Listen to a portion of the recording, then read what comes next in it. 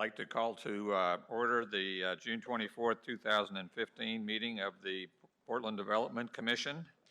Gina, would you call the roll? Chair Kelly, Here. Commissioner Dixon. Here. Commissioner Edlin. Here. Commissioner Mollis. Here. Commissioner Wilhoit. Here. In the interest of expediting this meeting, as we have a lot to accomplish, we're not having commissioner reports. However, if somebody just had to report something, the chair would accept it. Okay. You want to hear about my trip? We're actually jealous. We're not sure we want to hear about your trip. Wasn't it a work trip? It was, yeah. So, yes, I just returned from Europe last week. I was in both Paris and London with the trip organized by the Portland Business Alliance, had representatives from the PBA, the port, from Metro President Tom Hughes, from private sector folks. We had Tom Chamberlain from the AFL-CIO was with us. Mainly in Paris, we went to the Paris Air Show and met with suppliers in the aerospace industry, including Precision Castparts affiliate outside of Paris, but some other companies that have operations in Oregon. And then the main objective in London was to meet with both their economic development organizations that are looking to help their technology companies expand in the U.S. and then vice versa, looking to help companies, U.S. companies, find a home in Europe, and they're obviously pushing to have their European offices be in the U.K. And so we met with both. We met with technology companies, representatives from, like Puppet Labs has an office in the U.K. We met with representatives from those companies, and then we also met with some local tech companies in the U.K. and learned how the City of London is promoting the tech sector, and they've had substantial growth over the past few years. They have a whole initiative called Tech City, which is a place-based strategy that's now expanded into a much broader effort. As you might imagine, the technology associated with the financial services sector, called FinTech, is a very big part of what's going on in technology there, with London being one of the financial centers. So it was a great trip, a great group, and happy to be back. Yeah. I knew we could make sounding, like going to London and Paris could be work, but he did a good job. No, I knew that was a pretty significant trip. I couldn't afford to take the time away, but I wanted to know what that was like, so thanks. Yep. Thank you. The meeting minutes for the May 13th meeting. If there's any proposed changes, otherwise the chair would accept a motion to approve. So moved. Motion and a second. All those in favor signify by saying aye. Aye. The ayes have it. The motion carries. I think we have a few people here for some public comment. Is that right? We have two folks signed up, but you guys want to sign up or speak during the last portion of the agenda? Yes. Yes, so those are for later. Consent agenda. Can we vote on both of these at once? You voted all at once. So chair needs a motion to approve the consent agenda as outlined. So moved. Second? Second. We have a motion and a second. All those in favor signify by saying aye. Aye. Aye, the ayes have it. Our regular agenda. Action item is adopting the budget amendment number 3 for the fiscal year beginning July 1st, 2014 and ending June 30th. Tony Barnes and Francis Thurman are here to enlighten us on this amendment. Good afternoon, Chair Kelly, Commissioners, Executive Director Quinn. I'm Tony Barnes, Budget Officer. We'll be presenting the final budget amendment, revised budget for this fiscal year. I'd like to introduce my colleague, Francis Thurman, who will be walking through the presentation, and we'll be answering any questions you may have. Thanks, Tony. Good morning, good afternoon, Chair, Commissioners. My name is Francis Thurman. I'm a budget analyst here at PDC, and today I'm here to request you adopt Budget Resolution 7125.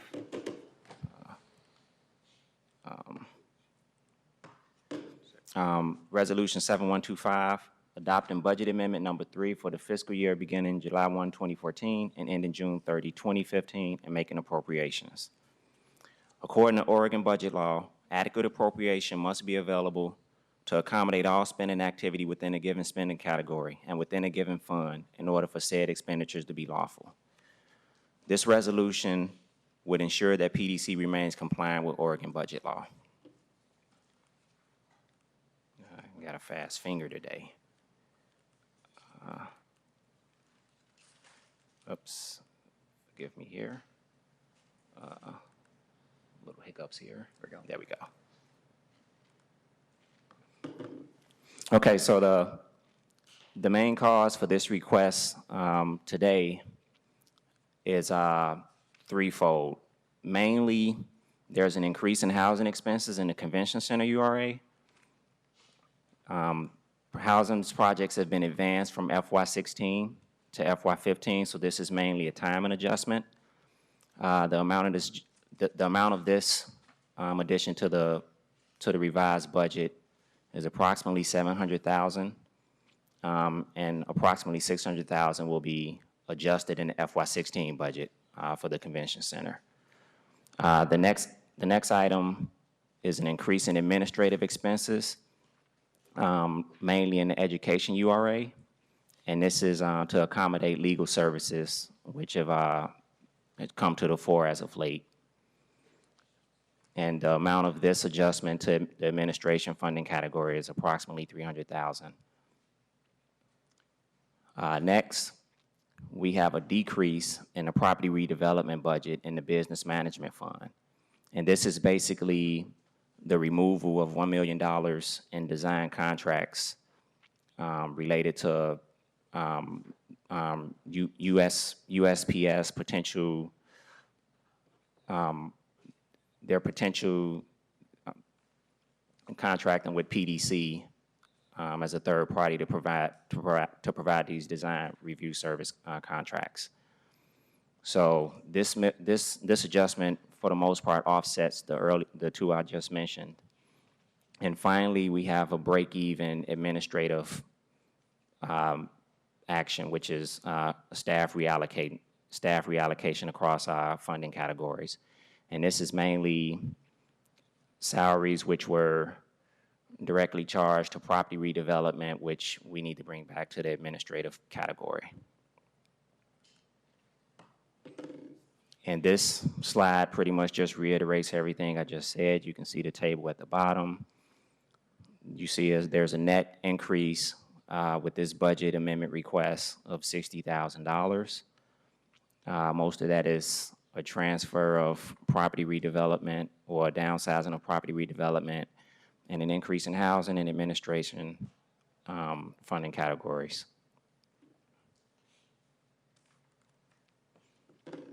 And this just shows the total before and after picture, Rev 2 and Rev 3. As you can see, the spending mix is virtually the same before and after.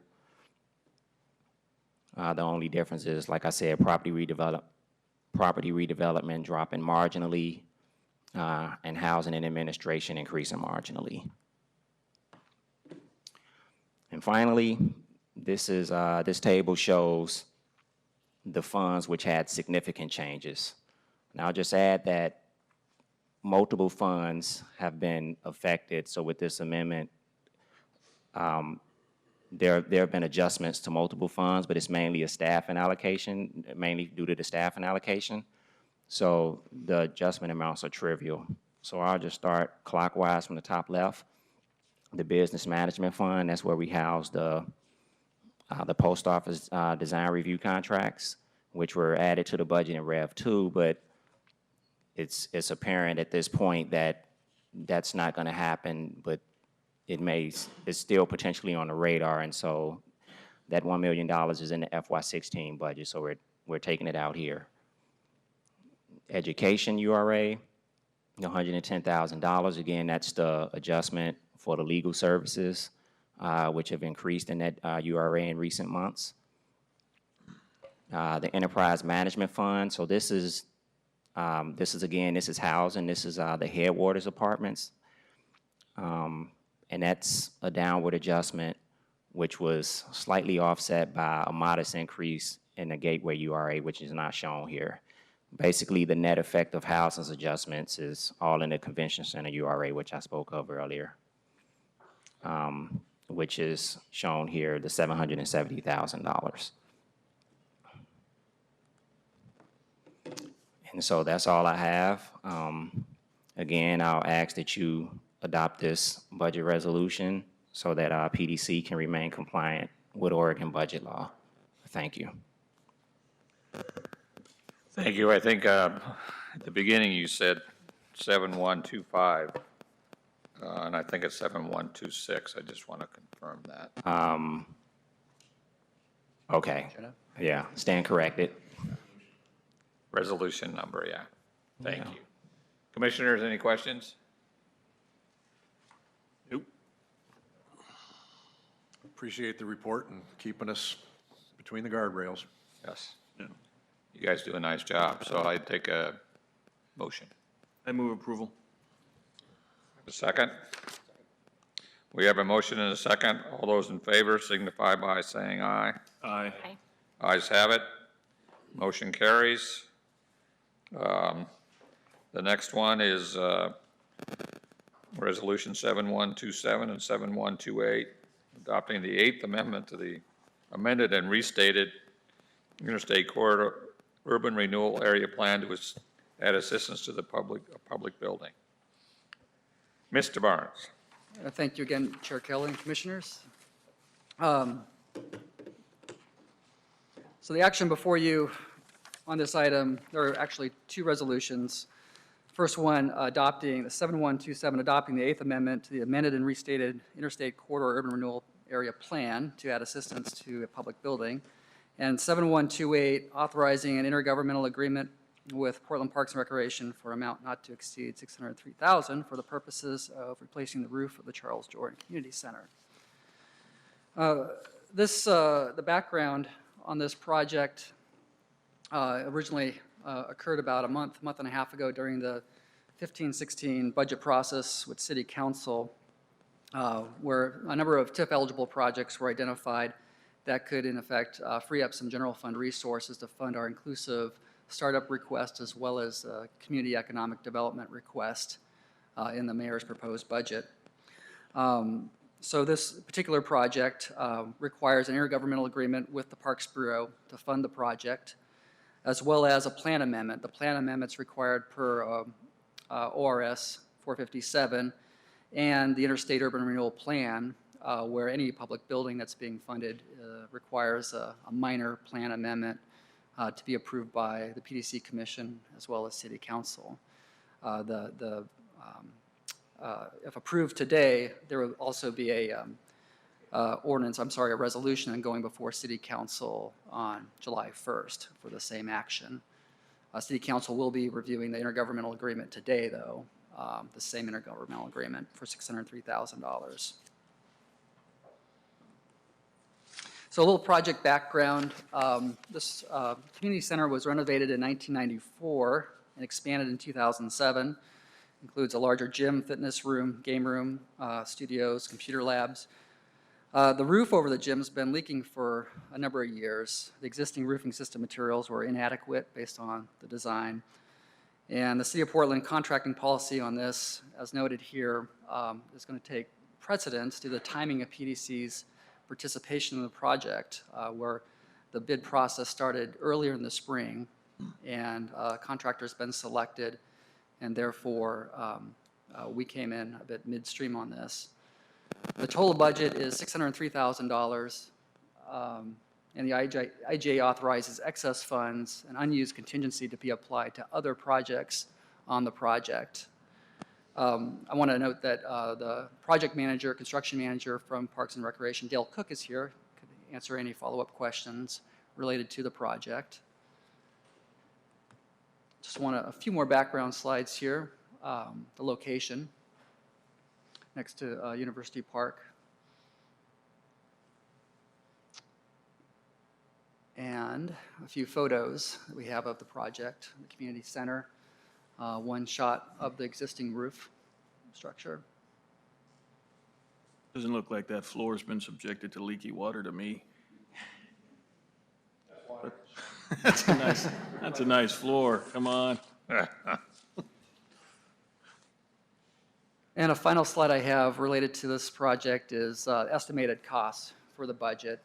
So right now, our estimate is, the total IGA is for $603,000. We estimate that $539,000 would be going towards the professional services contract for design, additional project management, staff, permitting fees of around $134,000, a construction budget, hard construction budget of $373,000. That leaves a contingency and amount for other projects around $63,000, $64,000, making the total budget.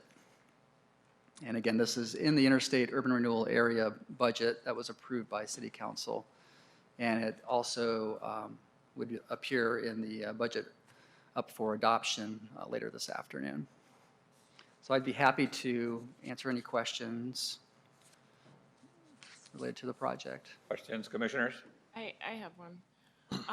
In regards to the selection of the contractor, when was that contract executed?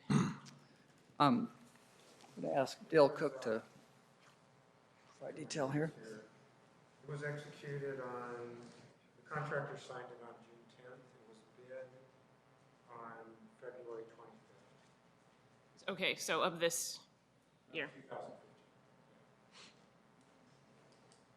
2015. Because I see that the equity policy isn't applying to this particular project based on the timing of the selection of the contractor. So just out of curiosity, are we going to be working with that contractor to further assist in that negotiation of compliance? It's difficult to do that. The contractor self-performing work is very common in essentially a metal roofing project. Okay. So there are no subcontractors on the work. The company is Interstate Sheet Metal was the lowest responsible.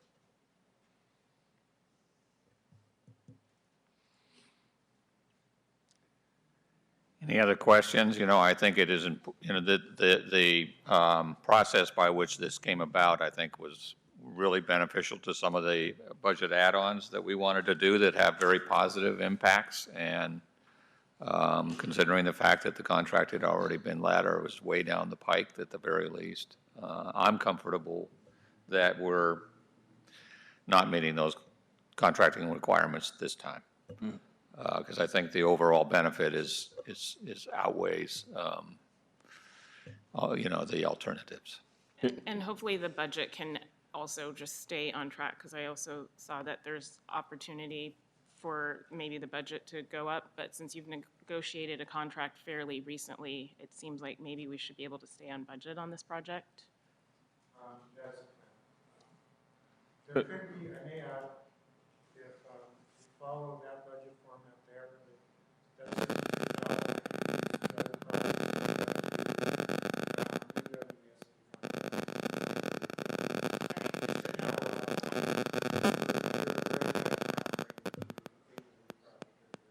So we could get your assurances that that money would go towards MWSP.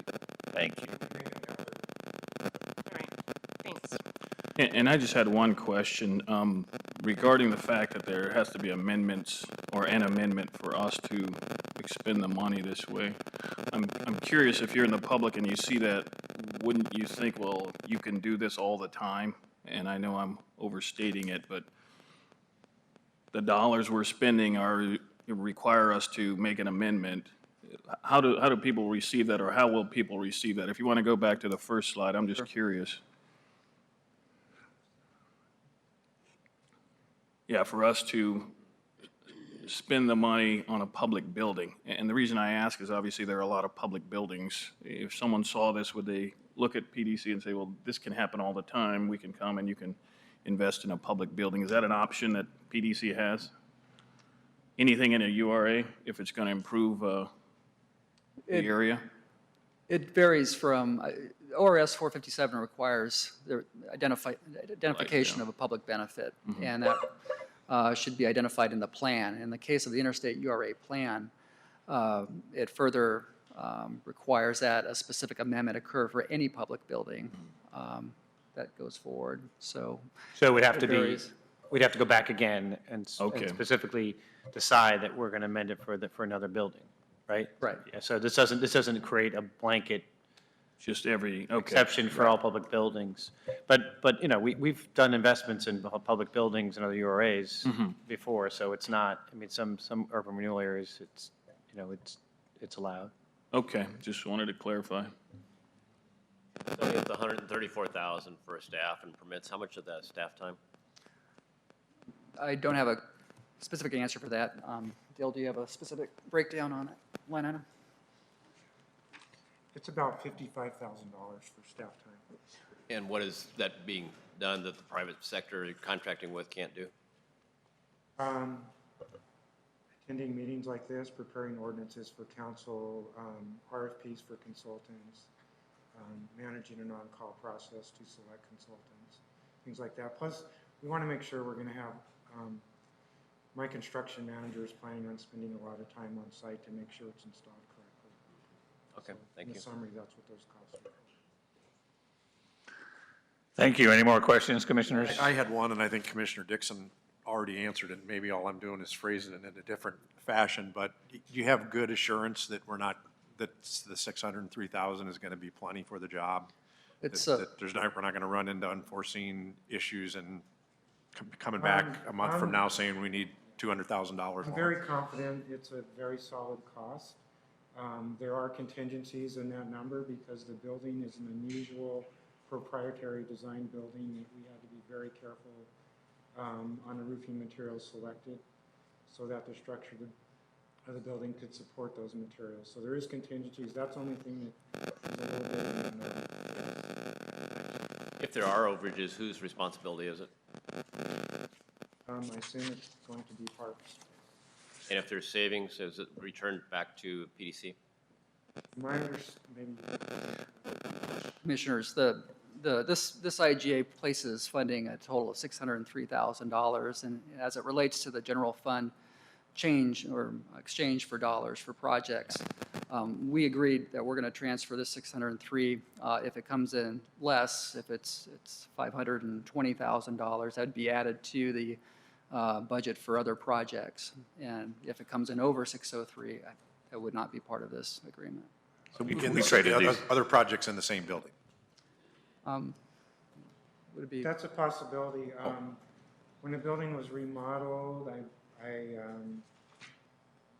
think it was a 2007 remodel. There were areas that were not, we did not go into that have structural issues in the flooring. So there's those issues. There's some entry doors that could use replacement. And to be clear, the actual IGA references other small parks projects, TIF-eligible projects in the urban renewal area. So I think there is that flexibility to be beyond this facility. Chair will take a motion. I'd make a motion to adopt resolutions 7127 and 7128. Have a second? We have a motion and a second. All those in favor signify by saying aye. Aye. Ayes have it, motion carries. Thank you.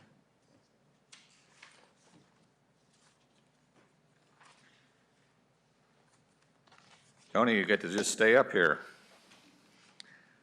This is Resolution 7129, authorizing the third amendment to the Hawthorne Bridge relocation and intergovernmental agreement with Maloma County.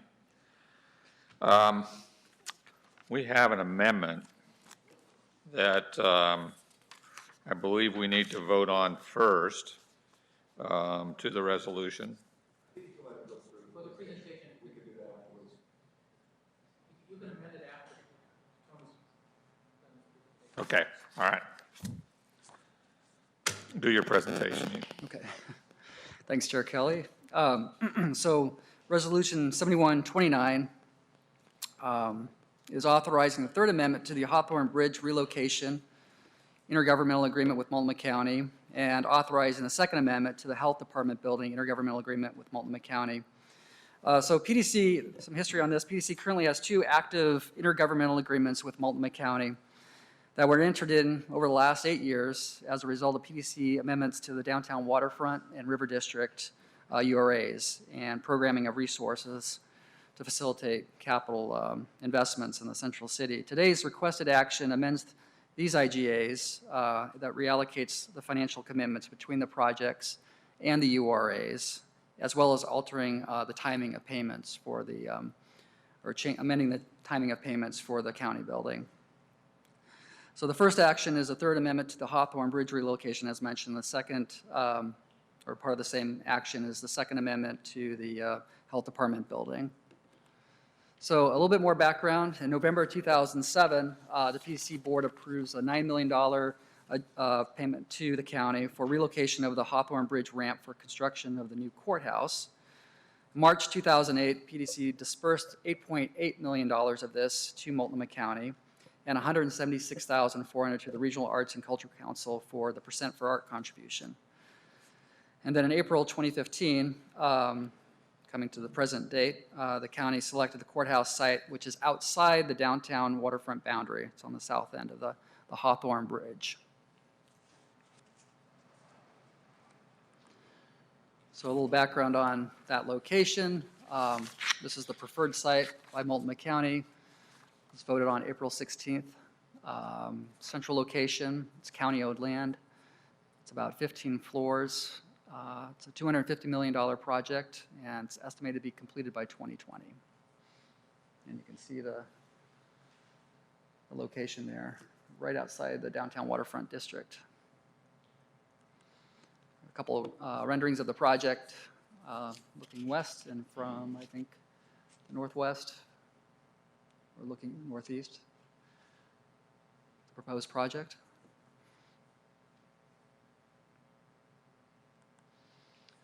A little background on the Health Department building. So between 2008 and 2009, there was the amendment to the River District Plan that Council approved by June 2008 that added acreage and maximum indebtedness to River District. And then subsequent to that, ORS 457-470, or Urban Renewal State Law, was amended in 2009 to specifically create direct economic benefits to the county based on the URA amendment, increase the maximum indebtedness related to River District amendment. The amount resulting from the amendment of the River District resulted in a obligation to the county that was written into ORS, into state law, of $27 million. That'd be ultimately allocated to Multnomah County for a TIF-eligible project. And then subsequent to that, PDC entered into an agreement in 2012 to allocate $27 million to the Health Department building, with $10 million to be dispersed by 2014, the end of fiscal year 2014. And then PDC also agreed to move up the disbursement of the final $17 million to 2014.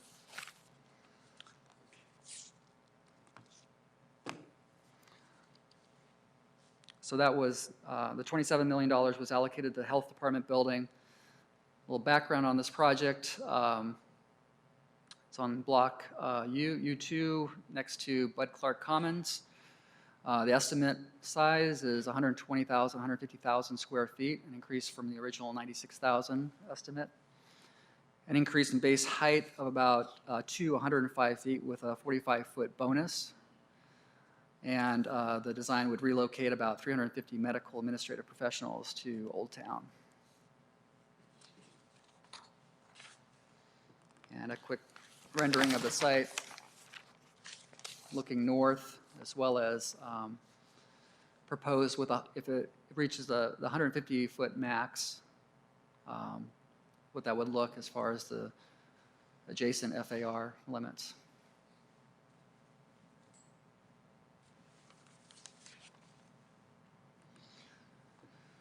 So now the changes that are being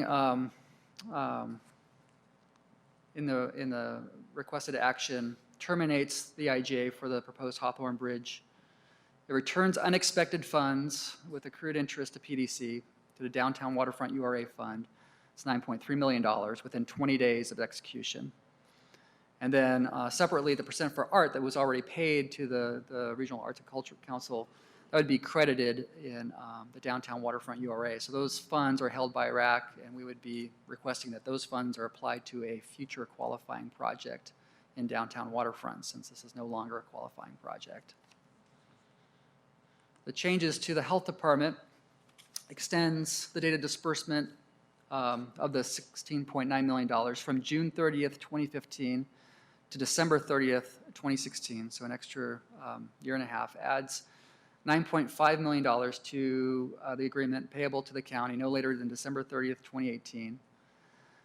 The total would be, the 9.5 is made up of the 9.3 that was returned to downtown waterfront and 176,000 contribution for art. So the total project contribution would be amended to be $36.5 million.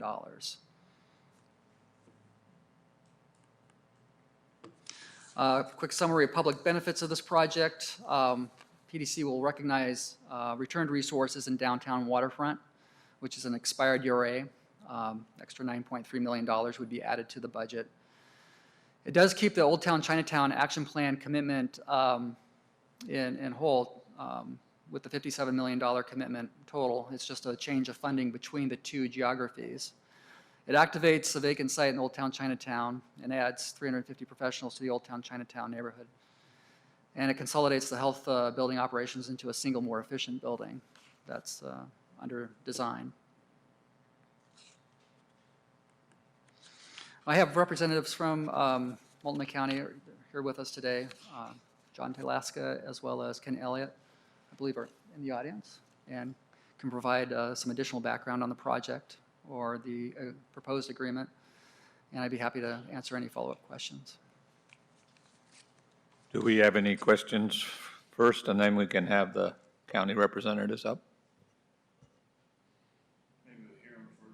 All right. Can we have our representatives from Multnomah County come forward, please?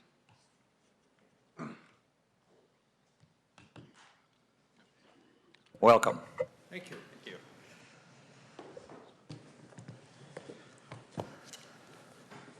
Hi.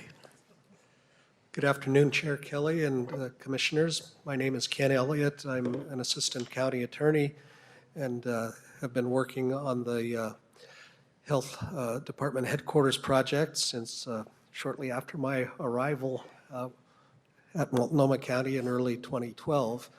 And it has been, in some respects, a tumultuous year for the project. In other respects, there is a good silver cloud that has just been finally revealed earlier today, in that the City Council has voted to approve the zoning code amendments that will allow the additional height and additional FAR bonuses for this U2 block. What we found in the initial round of design is that with the floor plate limitations and with the redesign of programming for the health department, we were just not going to be able to realize the goal of transferring virtually the entire headquarters from the existing offices in the McCoy building to the new project on the U2 block. So we were struggling with how to find other locations for up to about 25% of the functions that were now in the McCoy. So this additional height and FAR qualification allows us to get virtually everything that is in the McCoy building into the new building footprint. We will begin shortly on a new programming and design effort, and we'll be taking that, we hope, to the City Design Review Commission later this year. We have requested from both PDC and Portland Housing Bureau an extension of 18 months from June 30th through December 30th to meet all of our requirements under the IGAs and get the project essentially shovel-ready and complete financing package in place to start construction of the building either in the fourth quarter of 2016 or the first quarter of 2017.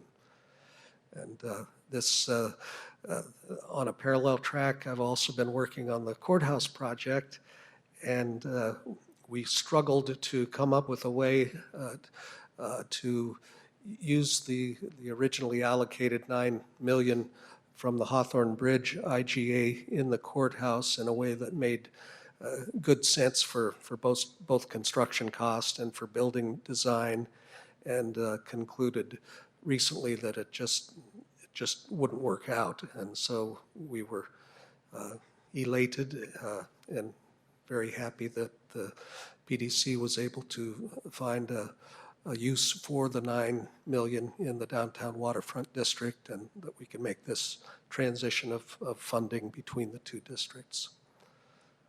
Be happy to answer any questions or.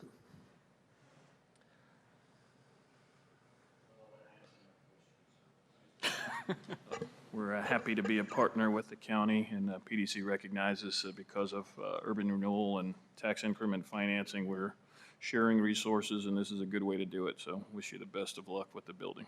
Thank you very much. I encourage you to look at your current courthouse and the fact that it's been there for probably 100 years and how it adds to our community. And when you design each of these buildings, I would ask you to think about how your great-grandchildren and great-great-grandchildren look back at you, and hopefully it'll be a building to be proud to say you were involved in. Both of these are key sites in our community, and I think we have responsibility to leave it better than we found it. So I really encourage you to up the design. Thank you.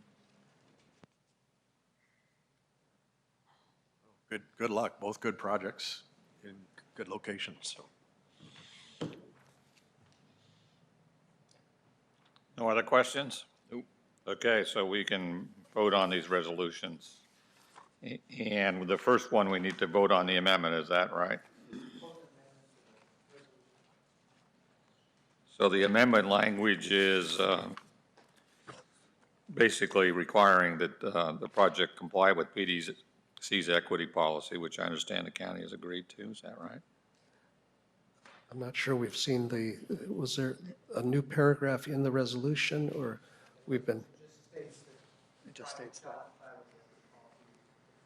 Yes, we do agree with that, and we have an understanding of the shared goals of both the county and PDC, and we think the substance of our programs are similar. Our goals and policies are certainly similar, and the PDC program framework is perhaps more robust than the county has used in the past, and we are satisfied we'll be able to work within that. Great, thank you. So we needed a motion on that amendment. So you need a motion. Can I make a motion to adopt the resolution as amended? Pardon me? Yes. This is in the second to last clause, and it, it reads, be it further resolved, the PDC board hereby authorizes the executive director to amend the health department IGA in a form substantially in accord with Exhibit B to extend the dates of disbursement and increase the PDC contribution by $9.5 million. This is the new language, except that the IGA shall also require that the project comply with PDC's equity policy.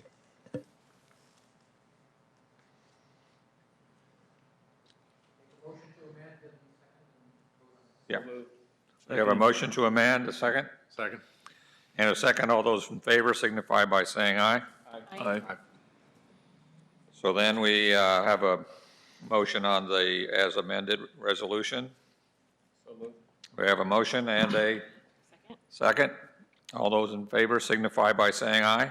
Aye. Ayes have it. The motion carries. Thank you very much for coming today, gentlemen. Thank you. Good luck. Thank you very much. And the county can adopt PDC's program anytime you want to. You can name either building after your favorite PDC commissioner. We'll keep both of those requests in mind. on your way out here. Silly retired commissioners. Yeah, they have to be retired commissioners, is that right? Favorite, I'll emphasize, favorite commissioners. The Moelis Wilhoit Building, sounds kind of cool. I like Will Hoyt. So the next agenda item is the election of officers. Can we take them together, or do we can take them together? So Chair would accept a motion. Mr. Chair, I would like to nominate Tom Kelly as chair, Aneska Dixon Colas as vice chair, and Mark Edlin as secretary. So we have a motion. Is there a second? I'll second it. I'll second it. Thank you, Commissioner Wilhoit. All those in favor signify by saying aye. Aye. Aye, the ayes have it. Motion carries. Congratulations. Yeah. To all three of you. Congratulations, yeah. So we're 14 minutes ahead of schedule. How about that? Eat my lunch. Or you need to adjourn the meeting. Yeah, we need to adjourn this meeting for now anyway. So we are adjourned temporarily, and we'll reconvene in 14 minutes.